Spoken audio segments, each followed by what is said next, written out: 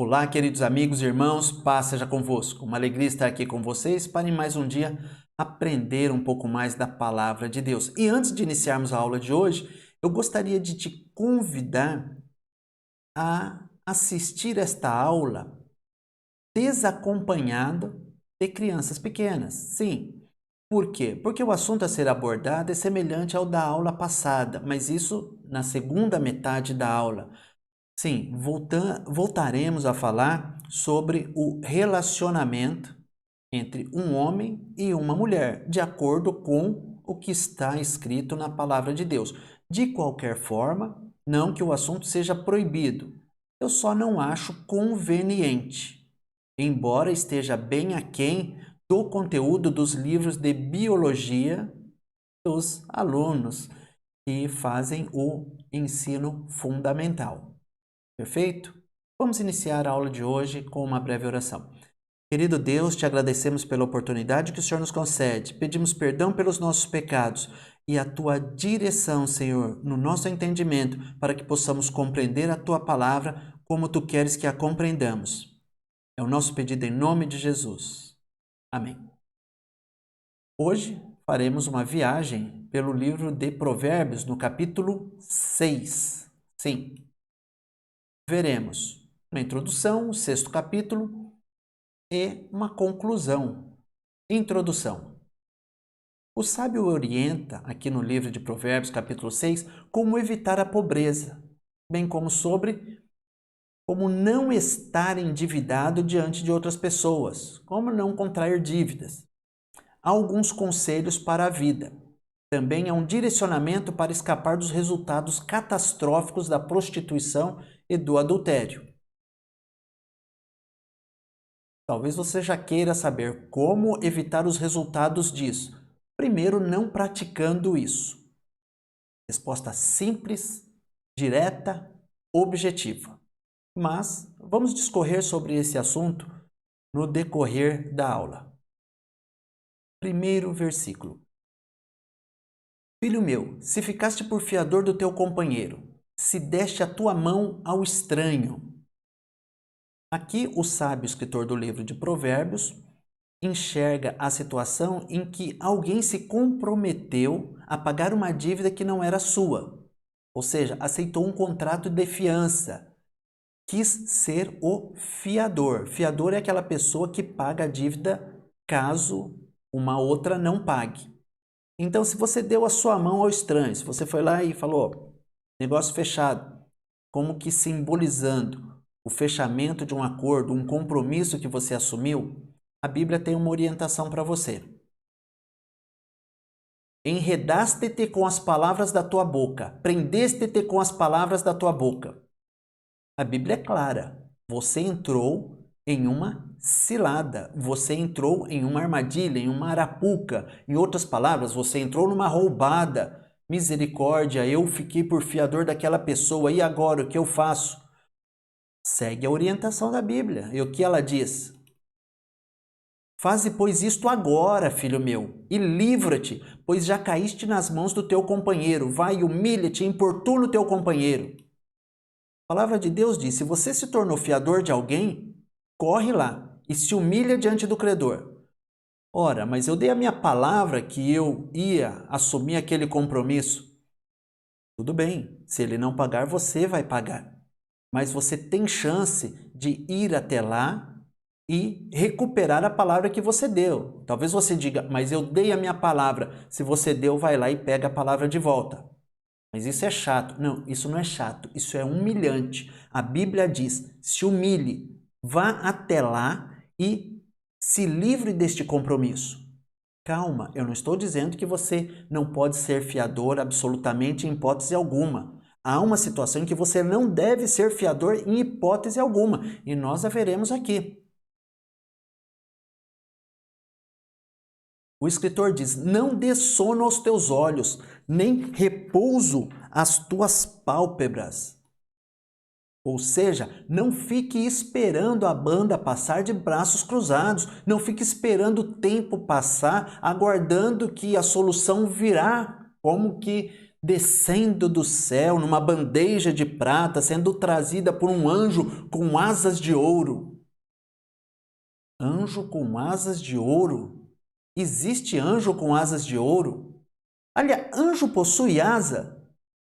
Bom, isso é assunto para uma outra aula, mas o que a palavra de Deus diz? Faça alguma coisa, se livre deste compromisso que você assumiu.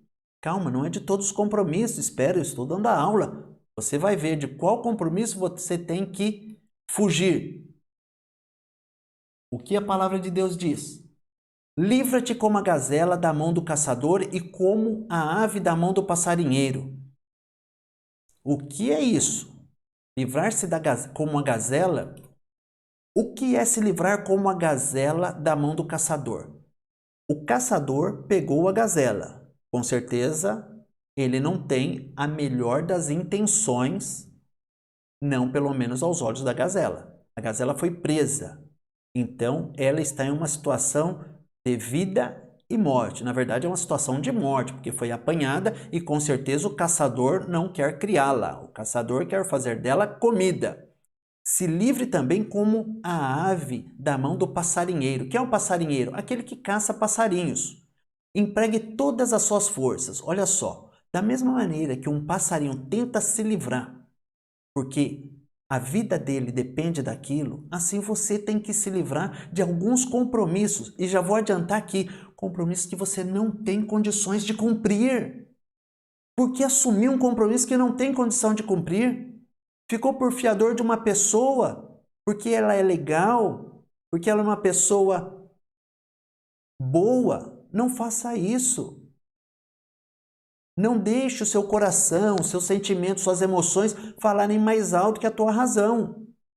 Seja fiador se você tem condições de pagá-la. Sim, se você tem condições de pagar aquela dívida. Se você não tiver condições de pagar, mas a pessoa estava precisando. Esquece, a Bíblia diz para você fugir dessa situação. Essa situação de ser fiador de alguém é semelhante a um empréstimo que você faz para alguém de dinheiro ou de qualquer outra coisa.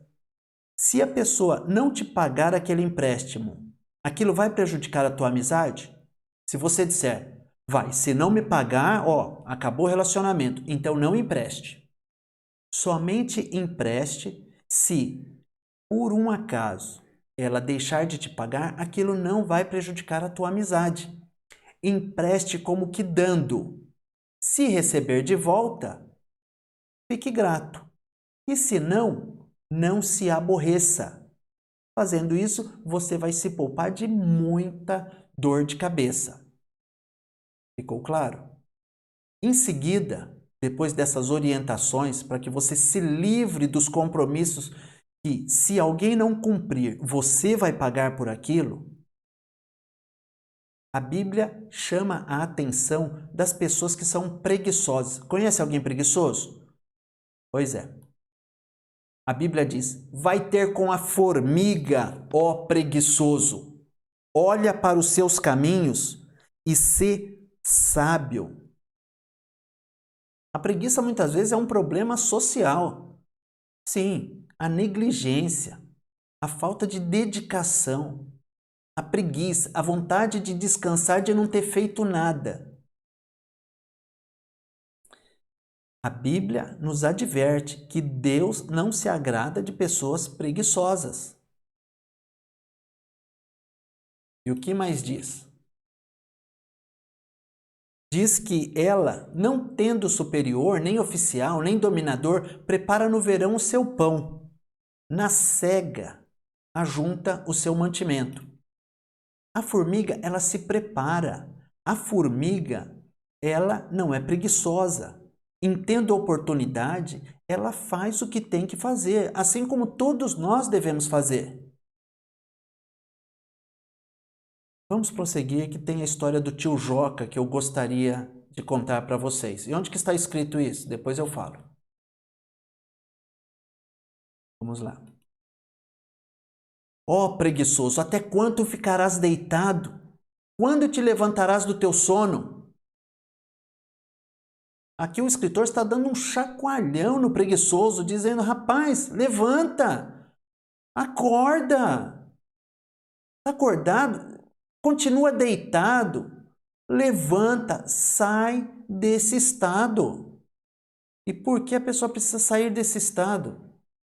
Pelo seguinte, um pouco de sono, um pouco tosquenejando, um pouco encruzando as mãos para estar deitado.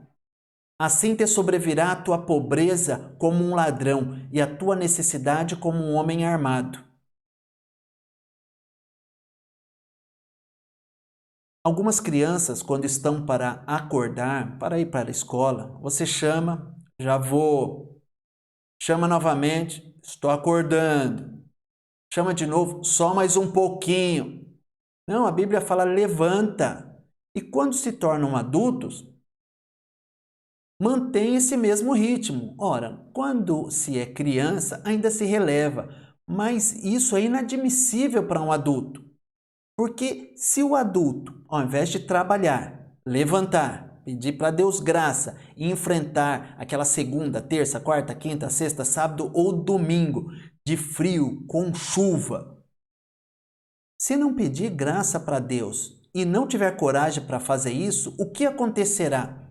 A pobreza vai vir como um ladrão e a necessidade vai vir e vai bater na tua porta como um homem armado. Alguém espera receber hoje em sua casa um homem armado? Que Deus nos livre disso. Mas se a pessoa é preguiçosa, a tragédia é anunciada, ou seja, a consequência disso é óbvia. Vai vir a necessidade, vai vir a pobreza sobre esta pessoa. Quero contar a história do tio Joca. Não, não é o meu tio, é o tio Joca, é uma pessoa. Tio Joca é o seguinte, era um senhor muito preguiçoso, não gostava de trabalhar, vivia deitado na sua rede. Um dia as pessoas daquele vilarejo decidiram que não iam mais levar comida para o tio Joca. E o tio Joca, com preguiça de trabalhar, falou, bom, trabalhar eu não vou, e se eu não vou ganhar comida, pode me enterrar. E ali, alguns de seus patrícios colocaram a rede dele em uma haste amarrada e estão levando para o cemitério. Vão enterrar o tio Joca. Uma das pessoas que conhecia o tio Joca olhou aquilo e falou, o que está acontecendo? Não, o tio Joca não vai receber mais comida da comunidade e por isso ele preferiu ser enterrado.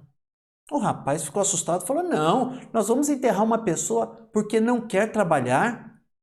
Não, vamos fornecer um mínimo de alimento para ele. E aí saiu gritando, para o enterro. O que aconteceu? Tio Joca, eu vou dar comida para o senhor.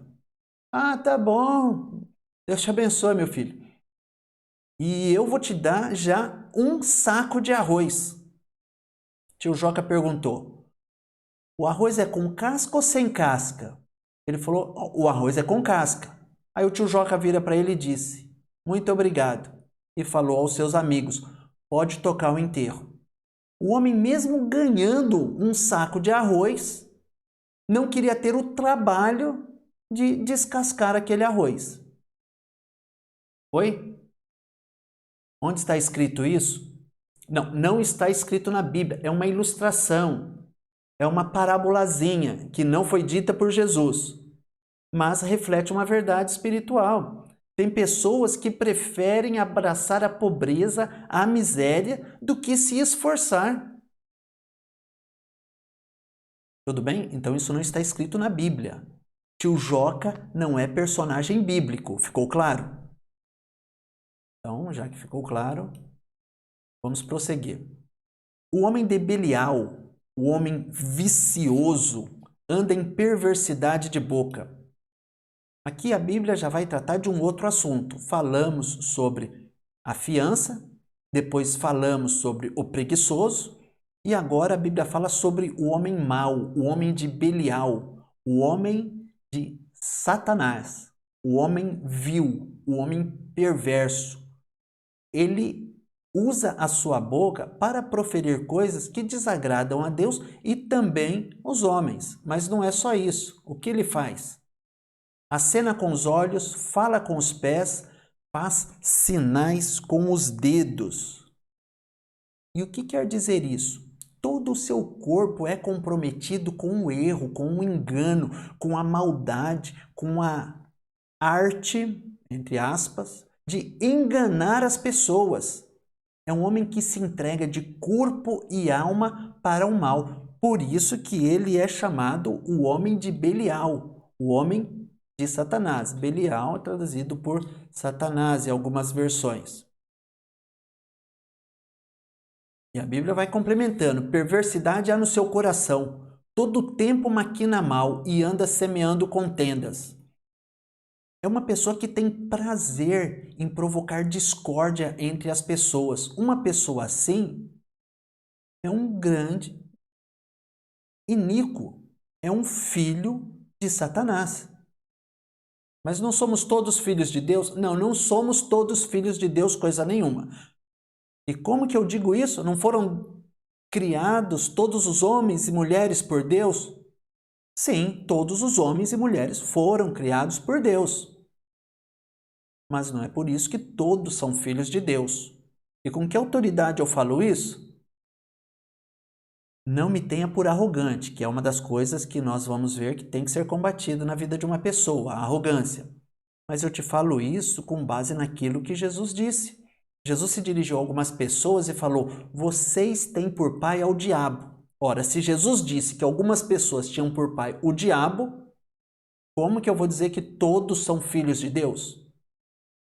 Desculpa, mas a palavra de Jesus tem mais peso que a minha. Quanto ao homem mau, aqui é dito que, pelo que a sua destruição virá repentinamente, subitamente será quebrantado, sem que haja cura. Ou seja, o homem mau vai plantar o mal e vai colher o mal, e a consequência será trágica para a sua vida.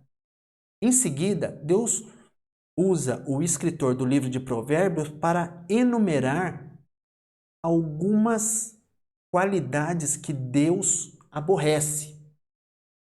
Deus fica muito aborrecido com algumas coisas, mas com a sétima, ele disse que odeia terrivelmente e abomina. Vamos ver quais coisas são essas para nós não incorrermos em nenhuma delas.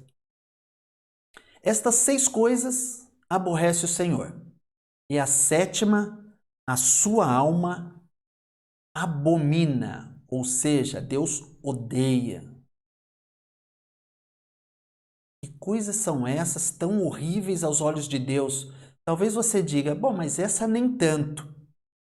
O que a palavra de Deus diz é que deve servir de parâmetro, de medida para nós agirmos ou não agirmos em determinadas situações. Vamos ver o que Deus acha acerca de algumas coisas. O que eu acho e o que você acha, eu acho que é legal, né? O que eu acho, o que você acha, eu acho que é... Não. O que você pensa a respeito de algum assunto ou o que eu penso acerca de algum assunto, pouco importa, na verdade, se Deus tiver um pensamento diferente. Vamos ver aquilo que deixa Deus muito aborrecido. Olhos altivos, língua mentirosa e mãos que derramam sangue inocente. Olhos altivos, o que são olhos altivos? Olhos altivos são pessoas arrogantes, pessoas que se acham melhores que outras. Nós somos todos feitos do pó da terra. E diante de Deus não existe melhor, não existe pior. Somos todos do mesmo sindicato. Somos farinha do mesmo saco. Não somos merecedores da misericórdia de Deus. Então, pense bem antes de bater no peito e nunca, nunca e nunca. Vou usar até aqui 3 vezes a palavra nunca, que é o superlativo absoluto dos judeus. Eles repetiam uma palavra 3 vezes para colocá-la no grau máximo. Então, para os judeus não existe riquíssimo, existe rico, rico, rico. Então, vamos lá. Nunca, nunca, nunca diga para alguém: você sabe com quem está falando? Deus lá do trono deve colocar a mão na cabeça e falar: Eu não acredito que eu criei o homem, esse pó na Terra, num sistema solar ínfimo, numa galáxiazinha, está pensando que é alguém. Isso deixa Deus muito aborrecido. Você é alguém especial para Deus, mas não confunda isso com o direito de humilhar quem quer que seja. Não seja arrogante, não queira ser melhor que os outros. A Bíblia diz que nós devemos considerar os outros superiores a nós mesmos. Então vamos lá, o que Deus detesta? Língua mentirosa. Deus não gosta de mentira, Deus não gosta da arrogância, Deus não gosta da mentira. Mas toda mentira, até da mentira branca, e mentira ela tem cor? Você já viu mentira branca? Você já viu mentira mulata? Já viu mentira amarela? Já viu mentira vermelha? Essa classificação de mentira é mentira. Então não existe mentira branca. Não, mentira branca é aquela mentira que você fala para a pessoa não ficar triste. Ora, não fale então se a pessoa vai ficar triste. Ou fale alguma coisa que seja agradável. Se você não quer falar a verdade, você não deve falar a mentira. Eu estou dizendo que você pode omitir a verdade? Sim, em algumas situações sim. E talvez vejamos isso na próxima aula mais detalhadamente. Mas por enquanto, o que você precisa saber é que a mentira não é de Deus. A Bíblia diz que o diabo é que é o pai da mentira. Mãos que derramam sangue inocente, Deus também aborrece. Deus se aborrece demais com isso. E mãos que derramam sangue que não é inocente. Não, aqui a Bíblia diz que Deus se aborrece de pessoas que derramam sangue de outras que são inocentes. E as que não são inocentes? Deus se agrada? Não distorça as palavras. Deus não tem prazer na morte de uma pessoa pecadora, de uma pessoa culpada. Deus não tem prazer na morte de um assaltante de banco. Deus não tem prazer. O fato de Deus se aborrecer com quem derrama sangue inocente não significa que Deus se alegra com uma pessoa que derrama sangue de um culpado. Deus fica triste também. Deus se entristece com aquela situação em que um policial mata um sequestrador. Mas aquele policial não vai aborrecer a Deus, porque ele estava defendendo uma vida. É óbvio que se ele tem a oportunidade de não matar, é melhor, é claro. Mas, geralmente, o homem que não é inocente não está disposto a dialogar e muitas vezes recebe o policial a bala. Aliás, minha opinião sobre a pena de morte. Eu sou contra a pena de morte. A Bíblia diz que se um ladrão for encontrado minando, roubando, arrombando uma casa e for ferido e morrer, aquele que o feriu não será culpado do seu sangue. É o que a lei chama de legítima defesa. A Bíblia já dizia isso. Você tem o direito de defender a sua família. E se defendendo a tua família, alguém vier a ser ferido, alguém que veio contra você vier a ser ferido, você acertou o cabo de vassoura na cabeça dele, ele escorregou na casca de banana, bateu a cabeça e morreu. Você não vai ser condenado nem pela lei de Deus e nem pela lei dos homens. Mas vamos prosseguir. Que aborrece a Deus, coração que maquina pensamentos viciosos e pés que se apressam a correr para o mal. Pessoas que ficam pensando maldades das outras, ficam engendrando, ficam calculando como fazer o mal para o próximo. E também aqueles que correm para fazer o mal, aquelas pessoas que praticam o mal que pensaram. Algumas pensam mal, isso aborrece Deus. Outros praticam o mal, aborrece Deus também. Prosseguindo. Deus se aborrece com a testemunha falsa que profere mentiras. E o que semeia contenda entre os irmãos é o 7º. Então vamos lá. Testemunha falsa. Também Deus se aborrece com isso. Você foi chamado em juízo para falar acerca dos fatos dos quais você tem conhecimento. Se você tem conhecimento, fale os fatos como são. Se não sabe, fala não sei, não me lembro. Mas não minta para ajudar alguém ou prejudicar uma pessoa. Deus se aborrece com isso e vai te cobrar. Pensa bem. Agora, o pior é aquele que semeia contendas entre os irmãos. Aquele que semeia discórdia entre os amigos, o conhecido fofoqueiro ou técnico em distribuição de notícias que causam confusões. É fofoqueiro mesmo. Então, esta coisa Deus abomina. Deus odeia mais do que todas as outras das quais falamos. Volte aqui. Agora nós entramos em um outro tópico, uma advertência que o escritor do livro de Provérbios faz e chama novamente a atenção do seu filho, do seu aprendiz, do seu discípulo para o que vem pela frente. Ele novamente chama a atenção. É nessa parte que as crianças saem da sala, tudo bem? Vamos lá. Filho meu, guarda o mandamento de teu pai e não deixes a lei de tua mãe. Ata-os perpetuamente ao teu coração e pendura-os ao teu pescoço. Aqui o escritor está dizendo o seguinte: pega aquilo que o teu pai te ensinou e o que a tua mãe te ensinou e guarda. Não ignore, não deixe entrar por um ouvido e sair pelo outro. Traga isso no seu coração, ou seja, fique recordando daquilo que a tua mãe falou, aquilo que o teu pai falou é importante. Ah, mas eu já tenho 50, 51 anos. Não importa a idade. Ah, mas eu já tenho 70.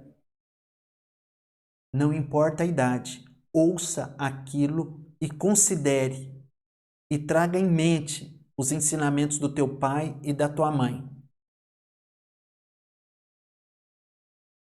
Insiste, é enfático. Quando caminhares, isso te guiará. Quando te deitares, te guardará. Quando acordares, falará contigo. Se você meditar em ensinamentos que recebeu do teu pai, da tua mãe, e estendendo agora para a palavra de Deus também, aquilo que você aprende da palavra de Deus, se você neles meditar, quando você caminhar, a possibilidade de você errar vai ser pequena, de você fazer coisas erradas será pequena, porque aquelas boas orientações te guiarão.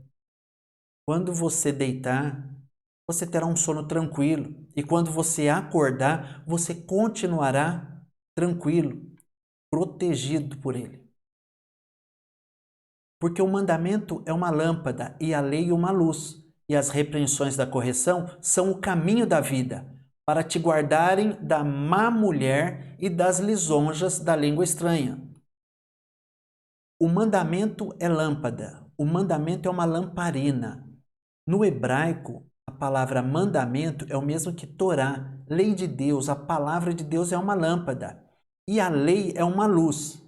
Em outras versões, a instrução, a interpretação da palavra de Deus funciona como uma luz. Se você bem interpretar a palavra de Deus, que é uma lamparina, vai produzir luz. Se você quiser distorcer o que diz a palavra de Deus e entender do teu jeito, não adianta, isso não vai produzir luz. Você vai ter um conhecimento intelectual da palavra de Deus, mas isso não vai servir para te orientar na vida.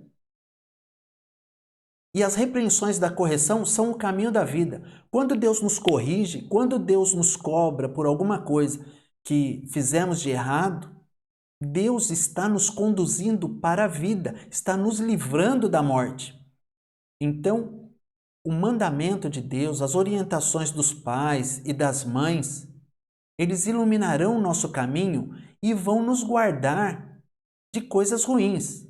Por exemplo, aqui o escritor coloca da má mulher, ou em outra versão, da mulher adúltera, da prostituta e das lisonjas da língua estranha. O que são lisonjas? São elogios da língua das pessoas que querem te destruir. Da prostituta, da mulher adúltera. Não, não só da mulher, mas também do homem adúltero e do homem prostituto, do homem pervertido. Porque a Bíblia diz que para se aproximar de algumas pessoas, eles usam palavras doces, elogios, coisas que você não ouve de uma pessoa comum. São pessoas que treinaram para fazer o mal, que conseguem conversar, e se você não tiver um conhecimento da palavra de Deus, e se não tiver dado ouvido às orientações do teu pai e da tua mãe, com certeza você cairá num laço desse. Aqui o escritor está chamando a tua atenção.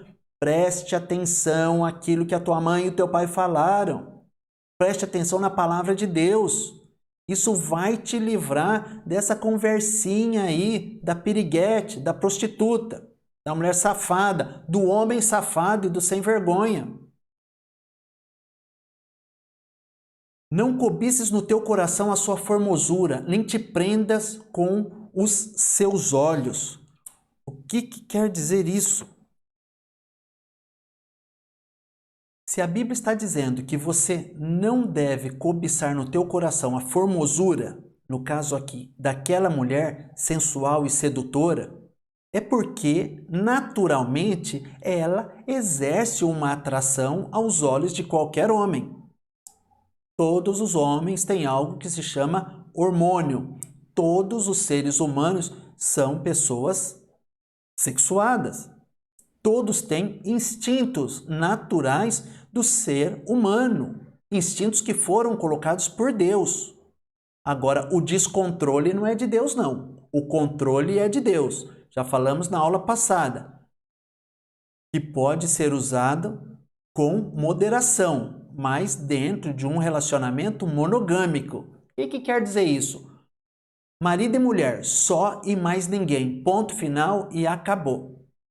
Ficou mais claro? Ao invés de relacionamento monogâmico, falar só entre quem é casado?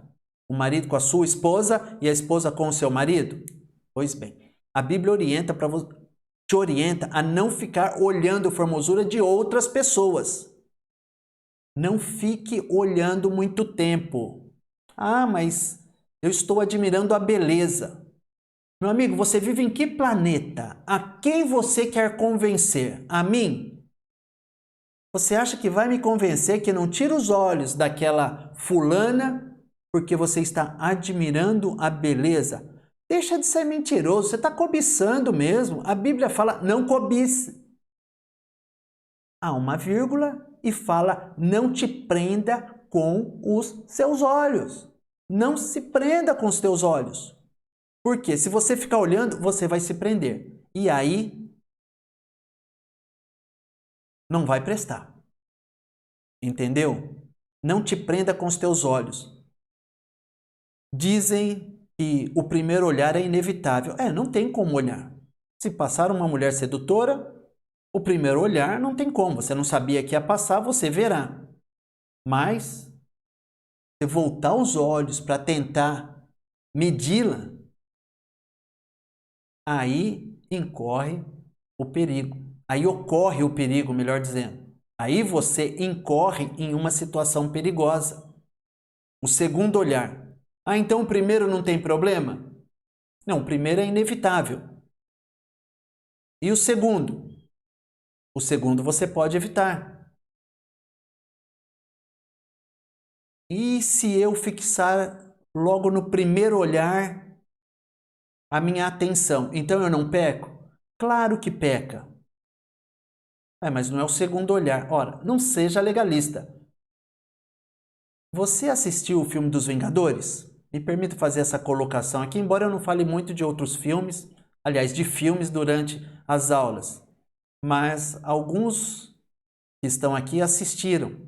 Quando Thanos estala o dedo, tenta acabar com metade da humanidade, e diz para Tony Stark que ele é inevitável. Tá? Tony Stark depois estala o dedo e fala, e eu sou o Homem de Ferro. Em outras palavras, e trazendo aqui, contextualizando, é o seguinte, o primeiro olhar é inevitável, mas há uma segunda situação que você pode evitar. A primeira é inevitável, mas a segunda é evitável. E a Bíblia te chama a atenção para que você não te prenda com os teus olhos. Quando eu digo que o homem não pode se prender com os olhos, eu quero dizer que a mulher também não pode se prender com os olhos. Ah, mas a mulher olha diferente. Bom, eu não sou mulher para dizer se mulher olha igual ou diferente. Já ouvi dizer que olha diferente, mas não é bom olhar muito não, tá bom? Se olha diferente, olhe menos. Como você se sentiria, mulher, de estar do lado do teu marido e ele fixando os olhos em uma qualquer aí da vida? Pois é, eu acho que é o mesmo sentimento que ele tem quando você olha para um qualquer e diz, só estou admirando a beleza. Depois vai fazer uso da Lei Maria da Penha, porque falou que só estava admirando a beleza do outro homem. Não vai dar certo. Então, desvie o olhar.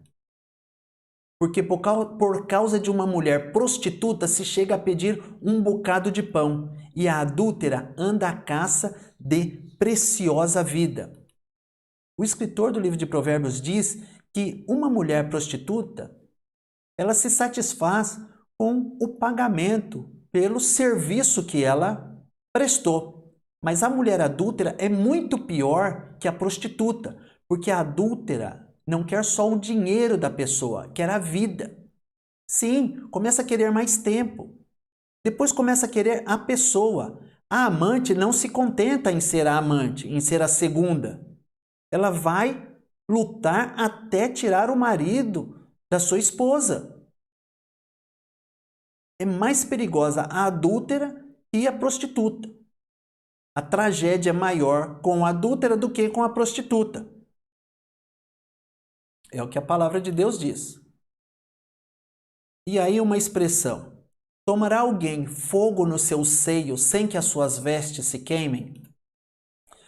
Aqui, seio não está em sentido figurado. Na ilustração, o escritor trouxe o seguinte. Ele está falando da mulher adúltera e da prostituta. E depois diz, se o seio dela fosse de fogo, você acha que conseguiria tocá-lo sem que você se queimasse? Ou seja, se você se aproximar dela, se você entrar em um relacionamento com ela, você acha que vai ficar sem se queimar? Em outras palavras ainda, você acha que vai se dar bem? Você acha que ele não vai ter consequência? Você está louco, rapaz! Você está louca, senhora! Haverá consequência. É o que está sendo dito aqui. Ou andará alguém sobre as brasas sem que se queimem os seus pés? Entrar em um relacionamento extraconjugal e achar que não vai ter consequência é a mesma coisa que andar sobre as brasas descalço. Vai se queimar e aquilo pode levar à morte. Impossível. Pitágoras, o grande matemático, dizia que cair no fogo é a mesma coisa que cair com uma mulher. O relacionamento extraconjugal tem o mesmo poder de destruição do que o fogo. E não precisamos tecer mais comentários acerca disso, porque é óbvio. Assim será o que entrar a mulher do seu próximo, não ficará inocente todo aquele que a tocar. Quando a Bíblia fala que aquele que entrar a mulher do seu próximo, significa aquele que se deitar com ela, aquele que tiver um relacionamento com ela, sim, relacionamento sexual com ela, não ficará inocente todo aquele que a tocar. Não é um toque como um aperto de mão. É um toque sexual, não ficará inocente, sofrerá as consequências todos aqueles que entrarem por este caminho.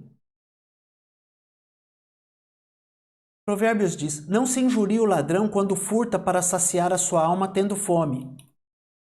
Se alguém rouba para comer, é uma situação. É errado? É errado.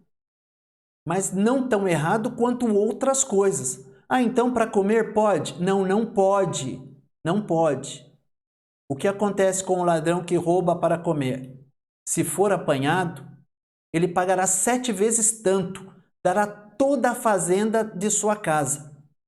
Se um homem que tem que se alimentar e para isso faz uma coisa muito errada, que é roubar, ele terá uma consequência quando for apanhado. Pagará 7 vezes tanto. Olha que curioso. Na lei, na palavra de Deus, não existe em nenhum outro lugar um pagamento de 7 vezes aquilo que você tenha tomado, tenha roubado, tenha destruído. Não existe isso. Existe 5 vezes, 3 vezes, 2 vezes aquilo que você destruiu quando for apanhado. Mas 7 vezes está mostrando que é uma exigência além daquilo que está previsto. Assim é o adultério e a prostituição. Se alguém que roubou para matar a sua fome vai pagar e pagar caro por isso, é este o objetivo do versículo. Mostrar que quem fizer alguma coisa errada vai pagar mais caro do que imagina. Enfim, vem a comparação e o desfecho aqui. O que adultera com uma mulher é falta de entendimento. Destrói a sua alma o que tal faz. As consequências vão além do imaginável. Está destruindo a sua própria alma. E ainda vai achar algo. Vai achar o quê? Vai achar castigo e vilipêndio. Sim, castigo e vilipêndio. Essa pessoa vai ser envergonhada. E o que é opróbrio? É desonra, é humilhação. Isso vai ficar marcado na vida dela. Fica na vida de algumas pessoas, mas existe perdão? Existe perdão. Você está vivo. Se incorreu nesses crimes, haverá consequência. Se incorreu nesses pecados, haverá consequências, mas existe perdão. Então não pense da seguinte forma: ah, já está tudo perdido, já desgracei a minha vida, então... Alguns dizem, se está no inferno, abraça o capeta. Não, não faça isso. Não abraça o capeta não, gente. Tem oportunidade. Tem uma porta aberta. Há uma chance de perdão. Você vai sofrer, é verdade, porque você fez besteira. E Deus não é obrigado a sair consertando todas as besteiras que nós fazemos. A pessoa assalta um banco. É preso, se arrepende, pede perdão. Deus perdoa, mas vai continuar preso. Consequência por aquilo que fez. É assim o mecanismo do perdão. Deus perdoa, mas tem a consequência. Ah, mas isso para mim não é perdão. Para você não é perdão, mas para Deus é. Ou você gostaria de assaltar um banco, fazer as coisas erradas e falar, meu Deus me perdoa. E tá tudo bem? Espiritualmente, Deus vai perdoar o teu pecado.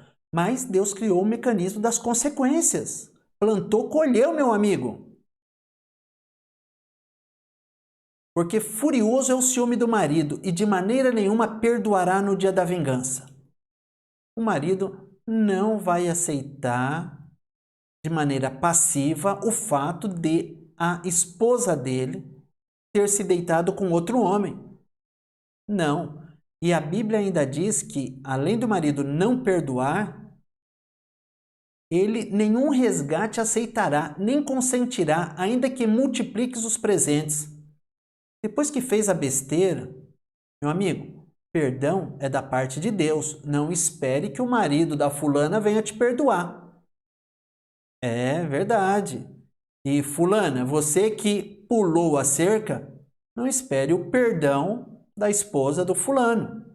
Ela pode te perdoar, mas o marido dificilmente perdoa. Então, tomem cuidado com este tipo de pecado. E como escapar dele? Dando ouvido aos conselhos, não se prendendo com os olhos, não cobiçando no coração, não ficar pensando em como seria aquela pessoa em determinada situação, nada disso. Fuja desses pensamentos porque são diabólicos. E, concluindo, há consequências diferentes para delitos diferentes. Falamos aqui que há consequências diferentes. Uma coisa é roubar para saciar a fome, outra coisa é se prostituir, é adulterar. Há consequências diferentes. Porém, quanto ao pecado, não há pecadinho ou pecadão. Ah, esse é um pecadinho simples. Ah, não, aquele pecou demais. Não, qualquer pecado pode levar o homem ao inferno. Qualquer pecado pode levar o homem ao inferno? Entre aspas, sim. Por quê? Porque não é que pode. Ele leva com certeza o homem ao inferno. E a mulher leva junto. Aqui eu estou me referindo ao ser humano, à raça humana. Bem, qual a diferença de uma pedra de brita desse tamanhinho que é jogada no meio de um lago para um paralelepípedo que é lançado no mesmo lago? Não há diferença nenhuma. Como não? Sob o aspecto de que os dois foram para o fundo daquele lago, não há diferença. Tanto a pedrinha afundou quanto o paralelepípedo. Ambos afundaram-se. Há uma diferença na consequência. A pedra pequena formou pequenas ondas e o paralelepípedo formou ondas maiores. Assim é o pecado. Todos levam ao inferno, mas você pode obter perdão. E o que a Bíblia diz? Jesus é o único que pode nos limpar do pecado. Lembram-se da passagem da mulher adúltera de João, capítulo 8? Calma. Vamos interpretar corretamente. Lembram-se da mulher adúltera de João? Não é a mulher de João que foi adúltera. É a mulher que João escreveu no capítulo 8 do Evangelho, segundo nos deixou São João. Então vamos lá. Como foi a passagem daquela mulher? Foi o seguinte. Aliás, eu vou falar primeiro como não foi e depois como foi. Não, eu vou falar direto por conta do tempo como foi. A mulher foi pega no próprio ato adulterando. Foi levada até Jesus e Jesus disse, quando cobraram dele, olha Jesus, foi pega no próprio ato adulterando, Moisés diz que nós devemos apedrejá-la. E o senhor, o que diz? E como insistissem com Jesus, Jesus disse, quem não tiver pecado, que atire a primeira pedra. Todos saíram daquele local, largando as pedras que já tinham em mãos para apedrejar aquela mulher. Aquela mulher levantou, olhou para Jesus, Jesus olhou para ela e perguntou-lhe, mulher, onde estão os teus acusadores? Ninguém te condenou? Vamos ler o que diz a Bíblia. Endireitando-se Jesus e não vendo ninguém mais do que a mulher, disse-lhe, mulher, onde estão aqueles teus acusadores? Ninguém te condenou? Veja o que Jesus disse para aquela mulher. Aqui, antes, a mulher dizendo para ele, ninguém, Senhor. Disse-lhe Jesus, nem eu também te condeno. Vai-te e não peques mais. Jesus te diz, vai-te e não peques mais. Se você que está me ouvindo tem um relacionamento extraconjugal, a partir de hoje, se arrependa. Se você tem se deixado prender por tua vista a uma mulher ou algum homem, liberte-se em nome de Jesus no dia de hoje. Pare de dar vazão a pensamentos vãos que só vão te levar para o inferno.